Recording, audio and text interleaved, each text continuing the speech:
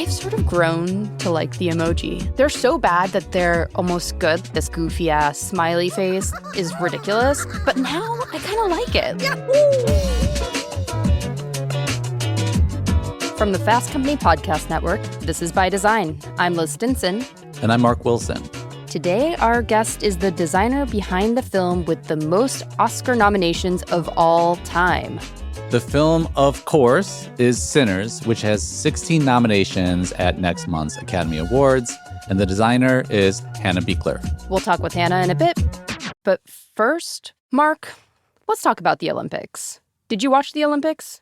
I've been watching, I think, all things figure skating and ice dancing. So that's been my Olympics experience. On the skating front, Alyssa Liu has been a joy to watch. This alt-girl style, I think very much shaking up, the aesthetics that are sort of acceptable within this space. You know, she has like her hair, she dyes every year to create like stripes. And it's just like fun to watch somebody go out and have fun. Totally. I've been thinking about the opening ceremony outfits, which like at this point feel like forever ago. That was 30 years ago. It was truly 30 years ago, but, some interesting stuff happening there. I mean, I think my favorite microdrama in the opening ceremony outfit canon is how the United States and Norway were fighting over the U.S.'s opening ceremony sweaters. Did you hear about this? Oh my gosh, I didn't hear about this at all. No. So Norway was pissed because the United States, Ralph Lauren, who designs the U.S.'s opening ceremony outfits, yes, designed a sweater with an 8-point star on it. This sort of like, this is probably not exactly the style, but kind of like a Fair Isle sweater with red, white, and blue, which is like also very close to Norwegian colors. But this 8-point star apparently is a common symbol in Norway. And so like there was just a lot of drama around. You stole our star. Exactly. And also what's interesting about this sweater is that it was $700. A common person could buy this sweater for $700 and it sold out. And I just want to know who is buying a $700 Olympic sweater and when are you wearing it after the Olympics? I mean, you only wear it with your gold medal, I think. So it's a very select few wear that one. No, I agree. Like when you wear any Olympic gear later, it's kind of like, I guess, is it like a concert t-shirt where you can then like wear it to another concert? You know what I'm saying? So like you wear it to, like you go to LA in 2028. And so you then wear your Milan stuff. Is that, I don't know. Is that a faux pas? I have no idea. I think that there's been so many funny stories, right? Like you obviously have, the ski jumpers with the whole crotch gate thing. Okay, but for those who are not listening, we just have to unpack that a little bit. Cody put it in the show notes. Basically like where people were trying to game the system by adding extra fabric to their skin, what is supposed to be a skin-tight ski suit by, elongating the penis by injecting. Yeah. Infusing it? I don't know. I don't know the right verb here. I think it's injecting. I think it's technically like you're injecting hyaluronic acid into your into your genital area to make it appear temporarily larger. So, but it's an interesting question of physics, right? That's why it's sort of a design thing. Yeah, and like how far do you go to win? Is I guess the other piece of it. But yeah, I mean, I think that's been weird to watch. I think it's been fun to see the skeleton helmets, like just because skeleton is like you took your most ridiculous person from grade school and you gave them 200 pounds of muscle and you put them on a giant sled and they go headfirst down this thing. And by the way, they're going to wear like basically war paint on their helmet, which is great. So seeing all the different expressions there, like, seeing Venom fly down at like 90 miles per hour is somewhat interesting. But there's one thing that really did piss me off about all the Olympic stuff, which is you talked about juggling the shows you were watching. Peacock has been like totally ridiculous. Awful. Yeah. I mean, I don't know what your experience with it has been, but watching and navigating Peacock with, obviously, my 2 young boys has been, I think that's part of the drama because, like, it's really unclear to me how to find just the pure sport aspect of it.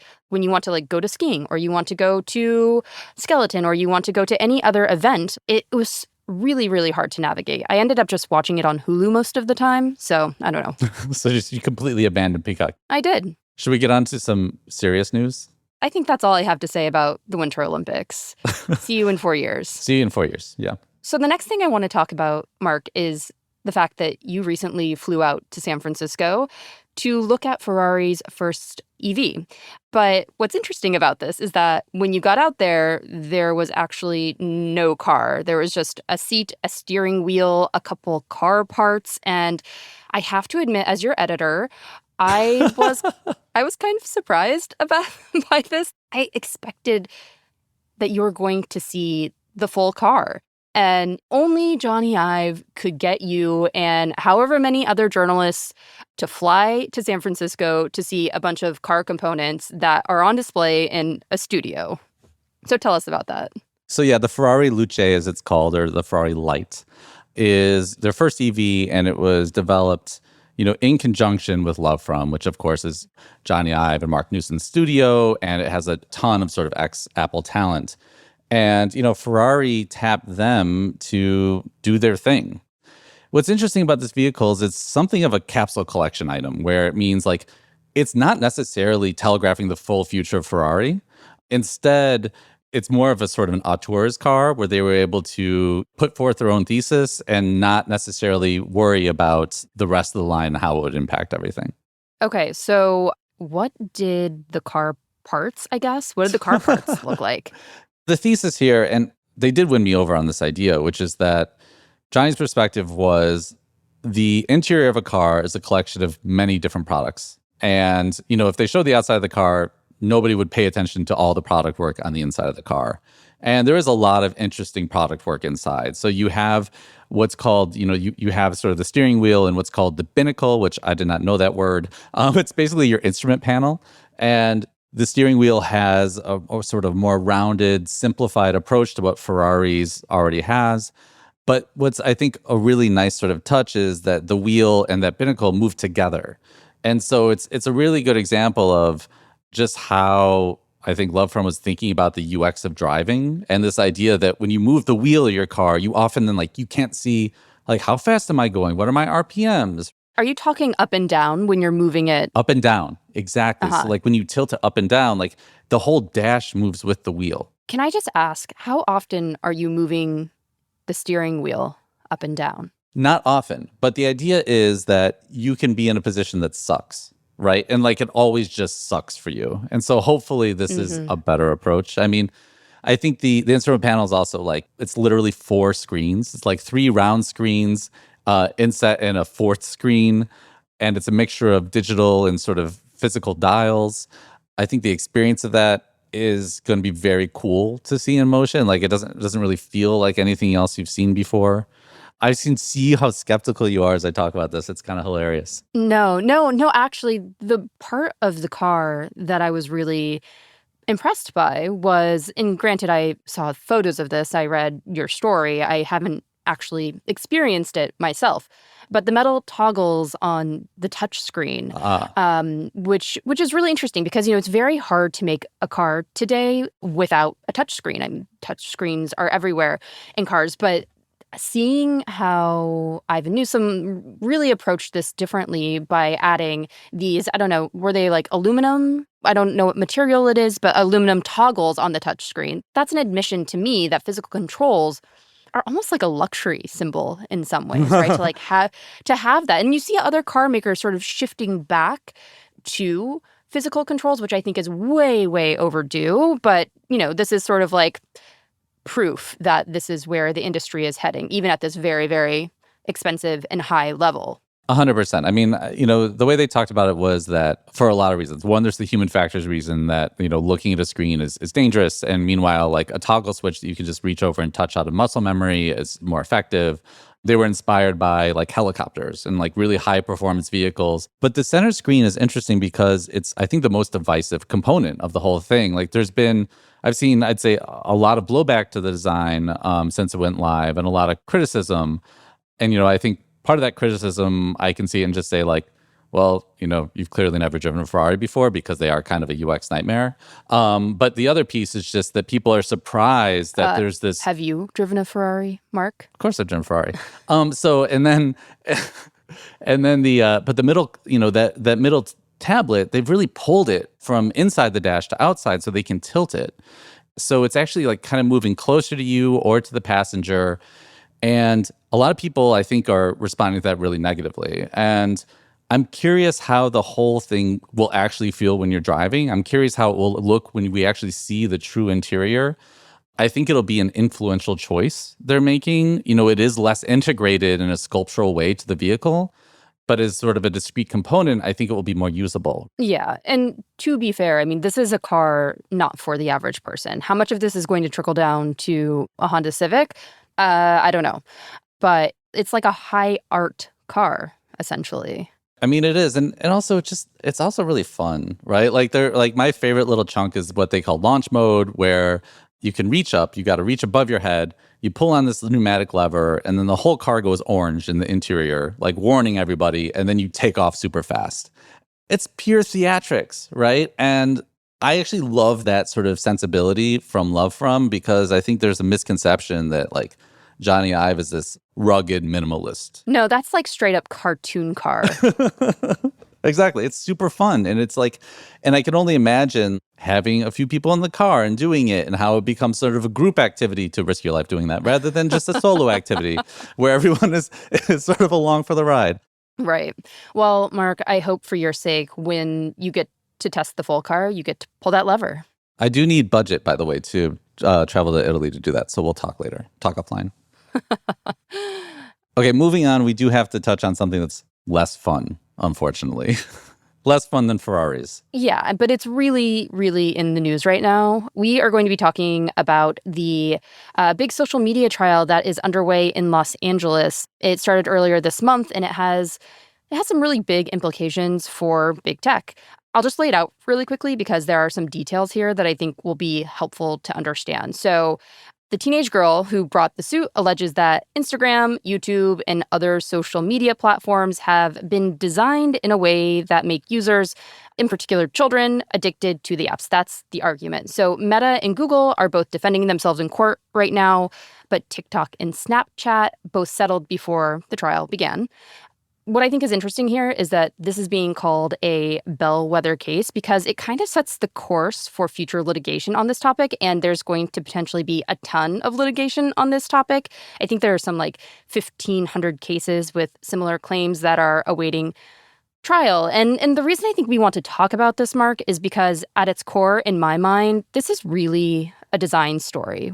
What do you think? No, it's 100% a design story. And it's in some ways the design story of our time, right? Like social media platforms are sort of the most influential force in a lot of our modern communication. And so the way they work, I think, is absolutely important to discuss and scrutinize. And what's really being discussed here are not just like what platforms did, but the decisions they made and the design decisions they made. And, it's these features that are under fire, including things that like, these are things we're all used to now, like infinite scroll, algorithmic recommendations, autoplay, push notifications, beauty filters, and even the like button. All of these things, these discrete elements are being discussed within these cases. And if you look at the way internally that all of these companies are probably judging the success of these different tools they have at their disposal, like they're all after engagement, right? So like inherently they're trying to get you to do something more and more and more. Yeah. And what's interesting to me is exactly that. This idea that you can, I don't want to use the word weaponize because I think that's a really loaded word, but tweak these design features to basically just keep people on the platform, right? Like I'm thinking back to the beginning of Infinite Scroll, which it was developed in 2006 by Asa Raskin. He designed this feature to basically like break up the pagination that we were all used to back then. Like, so, when you were on whatever website, you, instead of scrolling and scrolling and scrolling, you would have to click an arrow button or like a 2 to get to the next page. And so this feature was sort of designed to, I don't know, make that experience a little bit better. Obviously, like it was not designed to keep people glued to Instagram, but that's essentially what ended up happening. And I think, once the designers at Meta and basically every other social media platform, to be fair, realized that, I mean, it's a hugely powerful design pattern. The argument here is whether or not these design decisions are they addictive, basically? Like, that is the question at play here. And I think there's a lot of word magic happening on the big tech side to make the argument that it's not clinically addictive. These features are not clinically addictive. Right. I mean, obviously it is, right? Like, obviously Right. it is all highly addictive. And we have billions of people who can sort of like attest to this, like personally. And we can look at all sorts of usage patterns that prove it. You know, Zuckerberg took the stand sort of defending Meta. This is the most ridiculous quote you have to hear. I'm focused on building a community that's sustainable. If you do something that's not good for people, maybe they'll spend more time on Instagram in the short term, but if they're not happy with it, they're not going to use it over time. I'm trying to maximize the amount of time people spend every month. That'd be like the tobacco industry saying, look, if cigarettes killed people, we couldn't sell them. But of course, we're in court, right? And so it's like, how will this actually play out? And traditionally, social media companies have been protected so much from pretty much any decision they make. I mean, you have Section 230, which is essentially the law that says these online platforms aren't really responsible for what's said on them. And so, I don't know, like watching this, it's hard for me to say truly like what can change or will change from these outcomes. And I'm really curious, based upon any ruling, what really happens. Like, can you imagine a future where there isn't an infinite scroll or there isn't an algorithmic suggestion or sort of any of these things? It's hard for me to. Yeah, no, it's going to look a lot like 2009, and that doesn't seem like such a bad thing. Yeah, I mean, I'm here for it. If it happens, like, that'd be great. Moving on to some equally happy news in the tech sphere. OpenAI. We're not quite free of the dystopia yet in this news segment. Not yet. No, OpenAI has added ads to its platform. Mark, I'm going to admit that I am not a ChatGPT user. You've used this, right? Have you experienced these ads in the wild yet? Yeah, no, I haven't gotten the ads, and I'm almost like, I don't want to say disappointed, but I feel ill-informed because I haven't had first-person experience with the ads, right? Like, I've only seen the ads, but it's interesting because they're sort of much like Google's own AdWords work. They kind of pick up on your discussion and make, ancillary suggestions for you. I think their example is if you're looking up a recipe for something, then they'll be like, hey, you know where you should buy it? Go ahead here. And I think Target, Audible, and Adobe are all early customers. And having actually spoken to them about other integrations into ChatGPT earlier this year, Target and Adobe specifically, like, there is a really big sense of FOMO from pretty much any company of not being part of existence and presence within these AI platforms. And so for them, I think the ad platforms are a way to guarantee inclusion. Yeah, these companies that you just mentioned, they're seeing increased traffic from AI as a referral. So like they know people are on these platforms. They know it's a really engaged user base. It makes a ton of sense why they want to be there. But I do think it's interesting to talk about the companies that are thinking about ads, those that are not thinking about ads, and what that means, right? Like how they're positioning themselves in this increasingly intense battle for users. So I think the most obvious example here is OpenAI versus Anthropic. Those Super Bowl ads. What did you think of it? I mean, so for anyone who hasn't seen it, is it basically an ad where, someone is talking to their therapist, right? And they're kind of like walking through a problem, and then the therapist essentially tries to sell them something at the end. I mean, I thought they were brilliant, amazing, cutting. I think, our own Jeff Beer wrote about the same comparison I was thinking about, how it's almost like this Coke versus Pepsi thing, right? Where they're an incumbent, challenging the giant. Interestingly enough, I was at Anthropic's headquarters in San Francisco the day after those ads went live, and I actually asked their head of design, Joel Lewenstein, about them and how he felt about them. For me, it feels totally consistent with the product that we're trying to build, which is like just a trusted place to solve problems. And the problems that I want to solve with Claude and that I do solve with Claude require like giving a lot of information and sensitive information and trust and literally at breakfast before coming down here, I was like, rewriting our career ladders for design.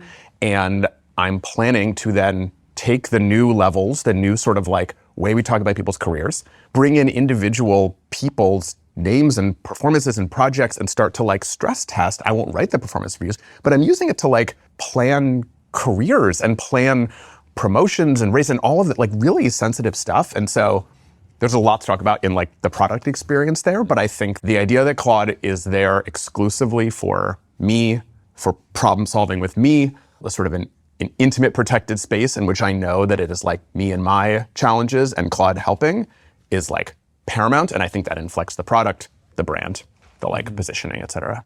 I think essentially Joel is saying that AI is the most intimate platform in your life in a lot of ways. And if it's selling you something, you're not going to trust it. And, trust is paramount to the long-term strategy.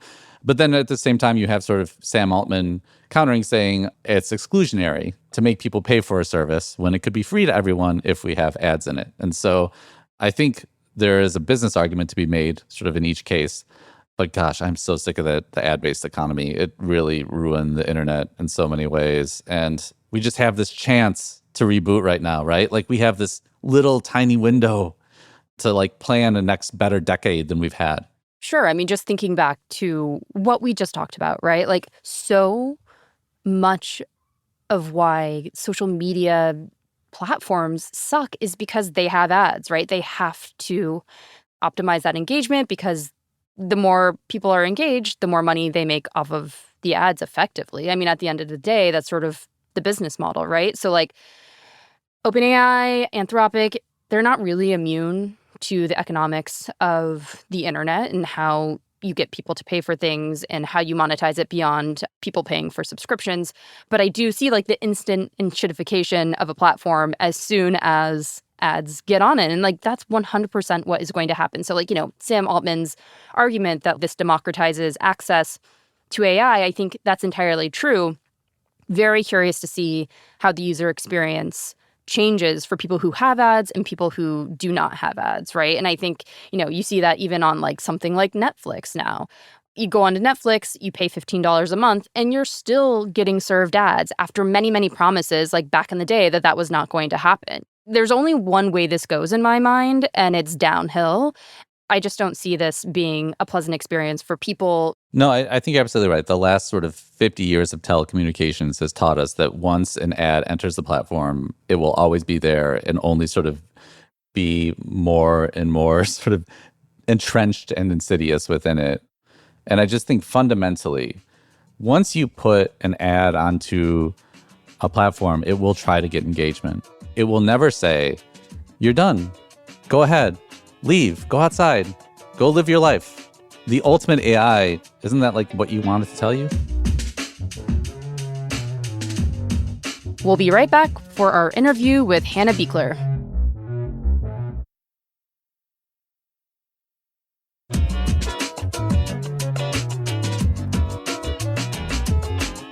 We are back for our very special guest, Hannah Beachler, production designer for the hit film Sinners. And I have to admit something. I was really scared to watch this movie. I'm not a horror movie person. It took me a long time to watch this movie. Honestly, the conversation with our guest today spurred me to watch the movie. And I started it late and I had to stop it about halfway through because I got a little too scared. You got too scared to finish the movie before the interview with the movie's production designer. No, so then I went back and I watched the whole thing again, but I watched it earlier daylight time, So yeah. There's still sunlight through the windows to keep all the vampires away. Right, exactly.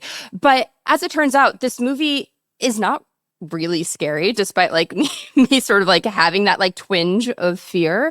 It's really beautiful, right? Like it is like a gorgeously shot movie that has elements of horror in it, but also has these like beautiful moments of realism and painterly qualities. Like, what did you think of the movie, Mark? Yeah, no, I mean, I think absolutely. It's almost hard to summarize it because like, we call it a horror movie, right? It's packaged as a horror movie because, spoiler, there's vampires and things in it, and there's lots of gushing blood, make no mistake. But there really are all of these moments where it's a movie about atmosphere and Mississippi sharecropping. And I don't know if you just used the word painterly, but the landscapes and the spaces are really striking. And, even the topic of the movie is that it is beautiful before it is absolutely terrible, right? Exactly. And that is really the plot sort of, summarized. And I think that plays out so much in the visuals. And we actually had a conversation with the person who is responsible for this atmosphere. For this episode, we spoke to production designer Hannah Beachler. She's an Oscar winner with an illustrious list of credits, including the Black Panther series, Moonlight, Creed, Fruitvale Station, numerous Beyonce projects, and then obviously most recently, Sinners. We spoke to Hannah about her career as a Hollywood production designer, how she created Sinners' unique, specific world, and her own background growing up with an architect father and how that influenced her career. Here's that conversation. Hannah, we are so glad to have you here ahead of the Academy Awards. Welcome to By Design. Thank you. It's good to be here. So, Hannah, we first spoke, I think, in 2018 around the release of Black Panther. We went really deep on, how you built Wakanda with this wild 515-page Bible, the Wakanda Bible. And you shared so much. I was so surprised by just your history, like how much you had done before you became a production designer. You were a fashion designer. I believe you made toys for Hasbro for a while. I worked I didn't make the toys. I worked I worked more on the corporate side. Worked on the corporate side of Hasbro, okay. You eventually landed a gig on a Hallmark movie where you fell in love with production design, and you were like cleaning, I think you said a kitchen floor for a day. Yes.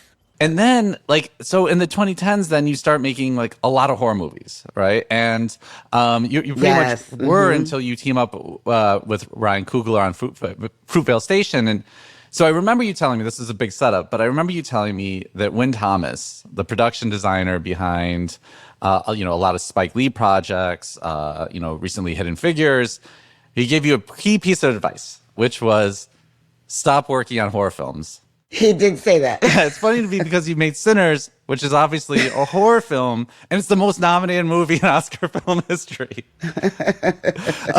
So I guess I want to know... Full circle. Full circle, exactly. So I guess I'm really curious, what drew you back, right? Like, what drew you back into this genre, and was it like, hopping back on the bike, like, to sort of embrace that genre again?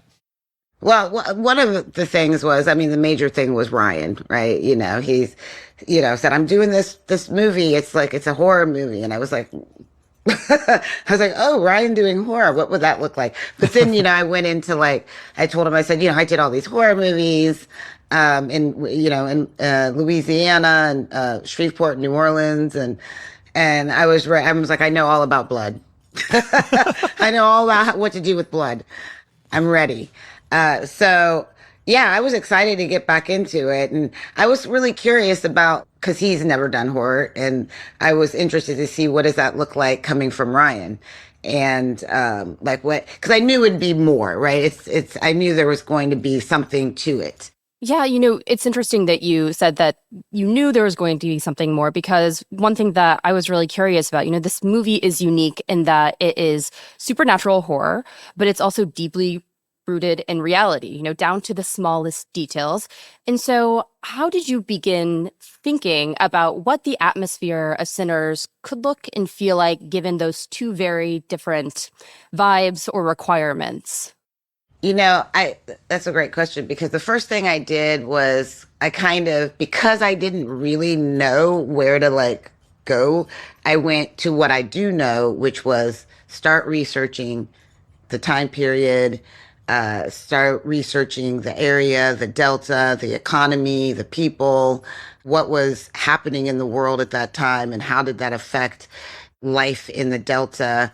What was the economy in Mississippi, and what were the different cities? I started poking around and found Mound Bayou, which I talked to Ryan about, and he ended up having that little scene in Sinners where they talk about Mound Bayou as the first free Black settlement city. And I went and visited Mound Bayou and Clarksdale and everything. So I wanted to go there. I wanted to talk to the people. I brought back a bag of dirt. I was like, let me put some dirt, because it's a specific color in Clarksdale. Like nowhere else in in Mississippi. You think that deep red, orange dirt like Georgia, but it's not. It's that strawberry blonde, So I got into the dirt too. And I wanted to go to the Blues Museum and the Blues Trail, and I wanted to go to a juke joint, and I wanted to see some of the historical juke joints. So I started to understand the land. And my father always said, you can't build anything if you don't know what the land looks like. That was his big thing. So I also always go back to that. So once I kind of understood that, started getting more of the story from Ryan, some of my research with the Library of Congress, I came upon these beautiful color photos of the time that, the government would go out and they would do sort of these propaganda type things to get people to come to the region to pick cotton, right? So they were bringing people from Mexico. They were bringing people from all over, even the North coming down because cotton was king. They were doing $115 million of exports in the 30s. So that's a huge amount of money. So they needed people to come. So I tend to do too much. So I found these beautiful pictures in color that the government had taken for the FSA, the Farm Services Administration. And it's like we never see this time period like this. You never see the skin tones. It's always black and white. It's always that silver color, right? You never see the yellow flowers on the dress or the color of the dirt or the dirt on their feet, right? That little dusty color on the feet. You never really see the color of the cabins, the chipped red paint or the clothesline hanging up. And in those images, I found that mystical fantasy. And I wanted to bring that in, and why I added the paint blue, the rust red of the juke joint, and the white of the church. And then when you go downtown, it's like there's a red building, there's all this color. So, Hannah, I'm really glad you brought up the church and the structures, because one of the things that struck me from the very beginning of the movie is that the structures are framed like paintings almost, right? Like we saw it in multiple shots. Yes. The church framed largely the same way each time. I'm not smart enough to glean the meaning on my own, like why you sort of set it back and had the land around it so big, but it did feel really intentional and really meaningful. And I would love for you to just talk to me about the church, because the church was so striking as a visual. That and everything you said, a lot of that kind of proscenium look for me comes from Tarkovsky. A lot of his films are very proscenium, but they have so much depth. And when you first come to the door of the church and it opens, you move through it. In that same way, we frame up the three crosses at the back of the church. And so you have the Father, the Son, and the Holy Spirit, with Jedediah and Sammy underneath that middle cross. Did not notice that, but that's very interesting. Yeah, there's a lot. And a lot of that structure for me was, when talking to Ryan, he's like, well, what would Jedediah had done? How would his church look? And because he's a hardliner, he's fire and brimstone type of a preacher, that I think every detail that he could make means something he would. So that middle cross above his podium is in between the beams. That's 33 inches, cross on center, which is the age that Jesus died. Wow. And I think that he would have done that, stand beneath that, right? All of the wood is dimensionally cut. So going back to when they were building slave cabins and sharecropper cabins, we say 1 by 1, but it's really 1 3/4, right? 1 by 3/4, well, you know what I'm saying. So, but then it was all literally dimensionally. So it'd been a true 1 by 1 or a true 10 by 10. We don't cut wood like that anymore. And there's a sense of heaviness to it. And it's also very beautiful. 2 by 4 is truly a 2 by 4. And we also used rough sawn wood. So it comes right off the tree. It's not milled and it's wet. So when it seeps, you get this really beautiful natural aging. So we used all the rough sawn and painted it white, let it seep, painted it white, let it seep, painted it white till you get that really beautiful texture. And it was really important that it's small, but had this sense of, grandeur as you come through. And that's when the beams came in. And, I worked with Autumn Duralt because I knew some of that would be in IMAX. So she had her people in LA sort of, I gave her all the measurements of like the size of the church. And we needed to know where the beams fell, like how low did they have to be in the frame at the door and then fall out of the frame halfway through. So we framed them up on the wall. So a lot of that became very technical, but I wanted the beams, I wanted it to be beautiful. And when I was at Dockery Farms in Clarksdale, where Blues was born, they had this such beautiful beam work. It was very intricate, and I wanted to bring that in, and I wanted the light to be able to come through those beams because I feel like for Jedediah that feels very heavenly, and the windows open so we can see the land because it's because of the land that we have the church. That was a very important thing back in those days. Christianity was something that was coming into the Black community in that way, right? As you kind of go through time. So I wanted that to be seen. I wanted people to understand, like, beyond this church is a cotton field. So that sort of juxtaposition of sort of the mortal coil, if you will, of like the good and the bad in a way. Yeah, I think it's so interesting. Bringing this also back to your use of color across the film, everything, I guess, Christian holy is packaged as white. And then you have sort of red at the juke joint and red for plantation dollars and sort of, right, like the red of blood and all of that. You have blue when you're, I think, in hoodoo spaces and looking at sort of, I guess, like African-based spirituality. And then the cotton field is this kind of interesting, almost mortar to me, because when I saw that, I saw like purple. Like I saw these kind of whites, browns, and purples, and it almost feels like a mortar between all of these spaces across the film. But definitely, I guess, a character unto itself. It is, and I think that's a really great way to describe it because if you were to look down at a map, it's the cotton is what holds everything together. It's in between everything. Like the cotton was the most important thing. That's why I was like, throw it in the road. Like when you look at these old pictures, cotton's everywhere.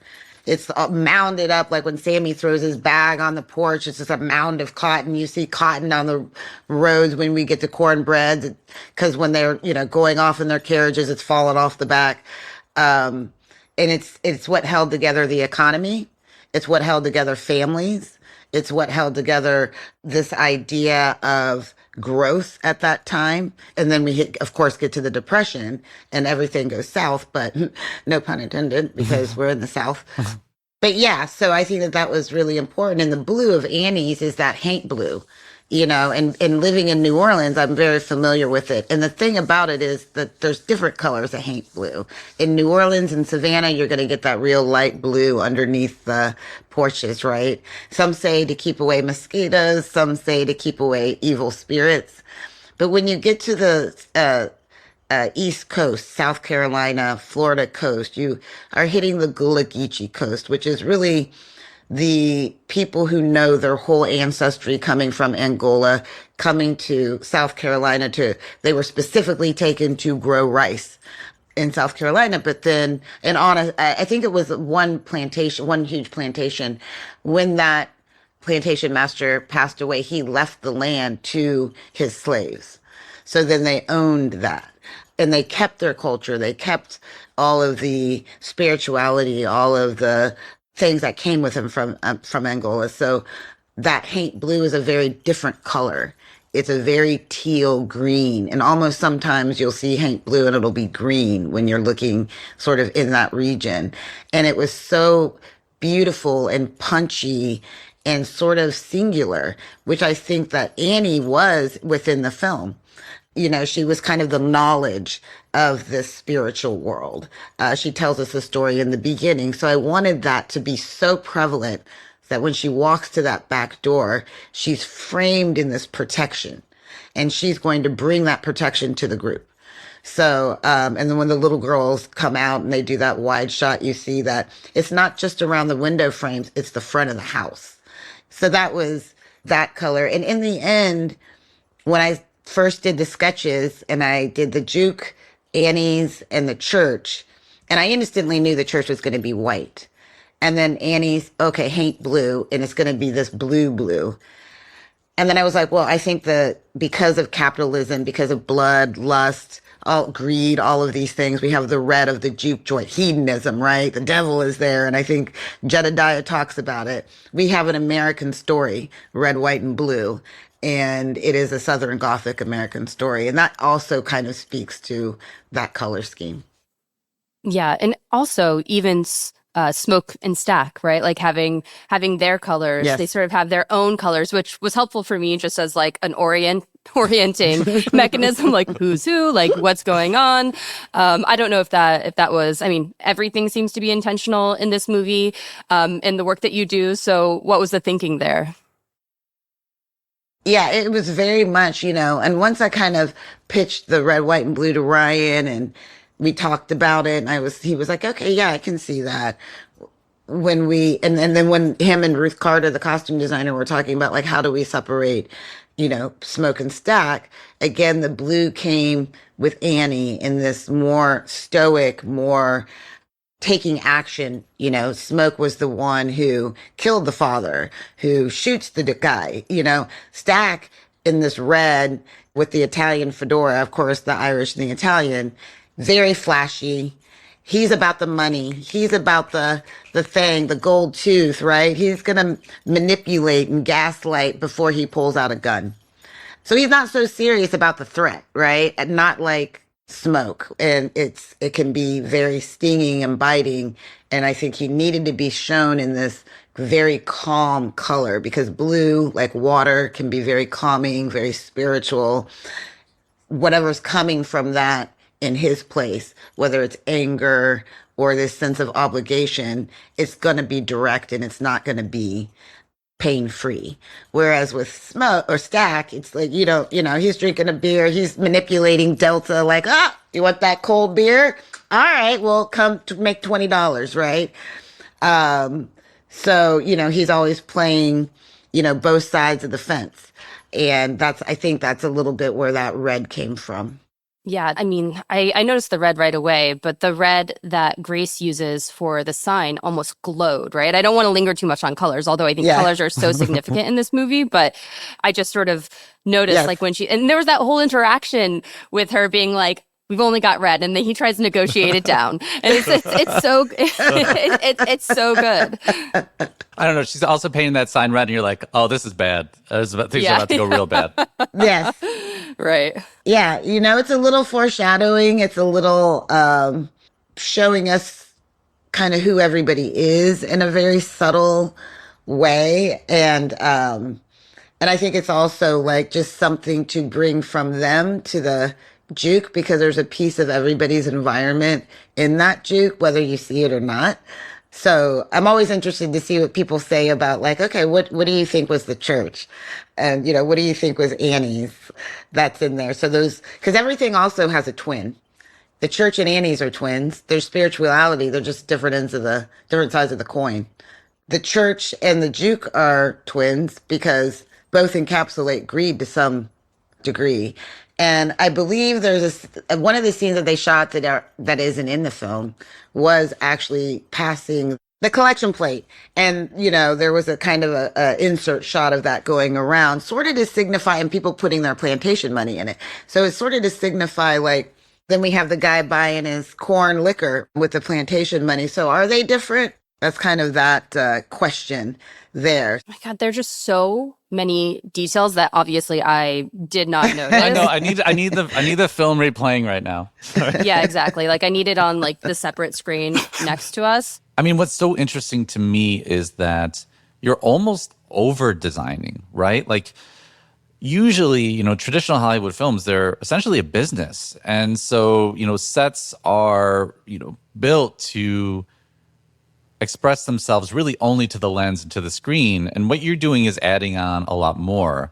And I'm curious, like, how do you do that? Like, do you have to get, buy-in from the studios, from the directors? Is it just asking your team to put in extra time? Yeah, and everything you say is so true because I think part of it is getting sort of this buy-in from everybody And, when I go and I sit down and I'm sort of like pitching the world and stuff to the studio and the producers, Ryan already knows, so I don't have to pitch to him. But, to people who haven't been on a film with us, that if I believe it and I'm excited by it and I know what it's going to take, and it is putting in more hours, it is asking much, much more of the crew and really asking them to trust me that this is going to be good, guys. So there's a lot of work to get it for us to be able to do that, because it also takes time, and oftentimes time we don't have. Such a great crew. I mean, they really stuck in there with me. It was important that we go through the process of figuring out the right way to age things, figuring out the right wood to use, having millions of samples. Like Annie's house, every single one of the shingles is a real wood cedar shingle that had been soaked in water so it would bend. And there was over 500 of them. My God. And they did them individually, and they're individually painted. I asked that of my crew. Now, you see that roof for a second, but boy, doesn't it look great. And when you roll up to that set, everybody was like, actually, people were like, I didn't know this was here. I didn't know they had this old sharecropper cabinet back here on, Creedmoor Plantation. I'm like, they didn't. This is brand new. We built it, but that's, again, stepping into the world, because if their psychology isn't on point, it's not going to come across on the film. And so oftentimes it's more important for me for it to be right for Ryan than if we're going to see it. Hannah, there's such a dreamlike quality to the first half of the film. And I'm really curious about the effect you were trying to create there. And I'm thinking particularly about the scenes, the driving scenes, where you see the vehicle, against the fields. And there's almost, to me, like a staged element to it. Like you see in like classic Hollywood films where there'd be a projection of like, Yes. Everything moving in the back versus like fully blending that. And so, yeah, I'm curious about some of those choices. Well, a lot of that, I think, would come down to like an Autumn and a Ryan choice. For us, we just, built in as much real plants as possible. Of course, we were in sugar cane fields and they weren't grown up yet, but we planted our cotton. And I think it comes down to the anamorphic lens that she shoots so wide that you do get like your edges are really soft, right? And it feels dreamy as you move. And for me, and in just the conversation with Autumn and Ryan, a lot of that is like that the fuzziness of the edges of the world. So it kind of puts you in this place where you're not necessarily in this Earth's dimension. I'm curious, have you always felt like a visual storyteller? Is this something like from a young age you were thinking about or doing in your own, young way? Yeah, you know what? And I attribute this to my father, who was an architect. He's passed a long time now. And there were 6 children. And I think maybe I was the one that was interested in what he was doing because nobody else was. So he would kind of take me everywhere. And one of the things, from a very young age, I'm like 6, 7 years old, right? And I'd go to job sites. And I just always loved putting on the little hard hat. And I can remember all of the framing, right? And I didn't understand, like, it was just like a lot of boards and framed out, like, electrical ends. And he would walk me through and say, now you're in the hallway. Do you see it? And then, like, picture the walls will be like this. Can you picture it? Now, can you see that when you get down here, you're going to open up into the kitchen? Can you see it? For my whole life. So eventually he didn't have to guide me. We'd walk into a job site and I'd know. I'd see it. I'd see what he was doing. I would look at I'd go and sit on his lap while he was doing blueprints, because back in those days he was hand drawing blueprints, right? And on his big desk. And So I was so much around that and around the interior designers. And I remember there's be thousands of sample books. They just had this whole hallway of sample books. And I would just pull them all out and look at all the little carpet samples. I love like touching them and like all the colors, every color you could imagine. So it was and then he designed the house I grew up in. And I helped him build the guest house when I was 13. And I mean, he put a chainsaw in my hand right away. I was going to say, with your own with your own two hands, you helped build it. Yes. Wow. Yeah. He built that house with his own two hands, the whole house. And his father was a builder, a contractor, and a builder. So it kind of ran in the family. And I honestly was like, I'm going to be a fashion designer. And I think he was just happy that I was going into something creative because all my brothers and sisters were in sports or medicine and, not really doing what my father was doing. So I kind of became the person and we would just drive around every Sunday and we would go and look at these houses and he'd be like, that's an Italianette. It was built between this time and this time. This is a Huber house. It's based on, Mr. Huber, who in the 50s, they had make affordable housing, but they wanted individual houses to start creating suburbs. And there are these little tiny brick homes in Huber Heights, which is named after Mr. Huber. So, we would drive around and he would talk to me about different styles, about Greek revival. He would talk to me about traditional colonialism. And I didn't know I was getting the education until I actually got into this work. So it was everything to my dad. He painted huge beautiful watercolors. And then we lived out in the middle of the woods. So I spent a huge amount of my time out in those woods trying to build things. Like I always wanted to build a hut or a house, right? And then you would clear it out and you would bring in flowers and grass and you find pine needles and make a bed, and I'd steal sheets from the house. And, the creek would have like a little, bit of a sandy beach to it, just a little sliver of it. And that would be like where we would get our water and we'd make a path out of the rocks and we'd carry rocks all day to make a path to our house. And, we would find an old cabin in the woods. I'm seeing this as a movie right now that I really want to watch, like in my head. And it was so important to me. Like we find an old cabin. I remember this old cabin we found in the woods, and boy, howdy, we were like, we're living now. This is a big, giant, like playhouse. And, we would steal stuff from the houses. Like my neighbor and I would steal stuff and we'd bring it in there and we just set up a playhouse. So we were just free to do those things. And our imagination could go wherever we wanted it to go. And my parents quite encouraged that because the fashion side of me was I dressed however I wanted to. I was never in anybody's box. My mom used to call me a trendsetter. I remember my dad got these brand new boxers. And I remember I wore leggings and I put the boxers over the leggings and I wore this big sweater with a brooch. Remember the 80s? We remember the 80s. And I went to school and the principal called my mom and told him to come get me because I was wearing men's underwear. Wearing the boxers became a Those are thing shorts. like in That's the early right. 90s. So I guess you were. Yeah. It did. And with the leggings underneath it. So I remember doing that and just like, always dyeing my hair. I was the one that always had different color, like hair. I'd put sun in and bleach it, and then I put a color on it.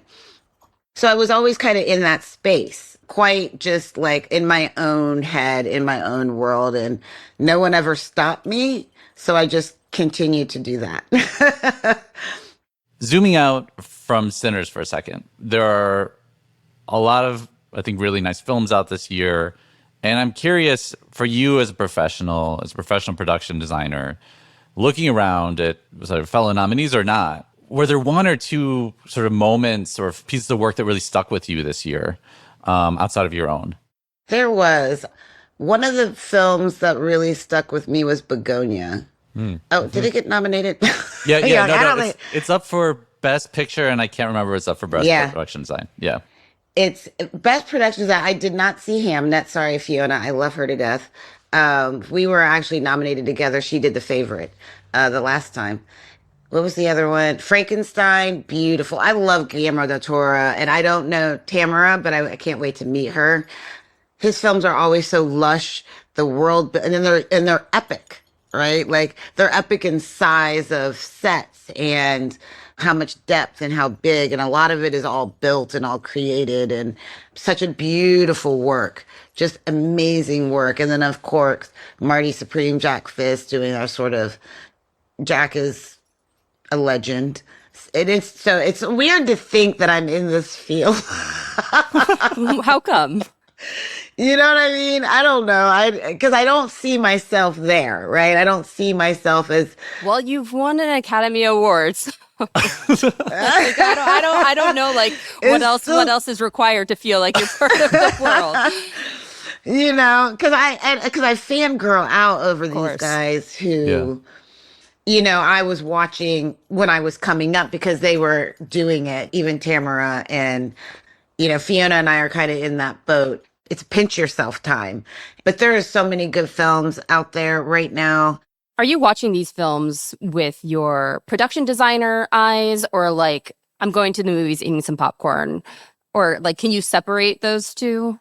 When it's other people's work, I'm going to the movies and eating popcorn. When it's my work, I tear it apart. Of course, naturally. I'm curious. Maybe a last question here. Next film that you work on, and I know you're probably already working on something right now, but like if you could just do anything you wanted, what type of film do you want to be production designer on? Like what haven't you done that you really Yeah. want to take a crack at? What world do you want to build? Yeah, exactly. Space. Space. I want to build space. I've always wanted to do that. I'm like, I want to, you know, literally build worlds. I want a space odyssey. I got close once. I want a Star Wars. I got close to that once. You know what I mean? I really want to I want space. I want to go out into the universe and I want to build a whole universe. I want to see you do space real bad. I love that. I love that ambition. Yeah. Something great to aim for. You do space. I'm going to really lobby to get on set and watch that, just so you know. Hannah, thank you. Thank you Thank for making you this so time in much. this conversation. Thank you so much. It was great talking to y'all. We'll be back in a minute with a brand new segment called Fix Your Shit.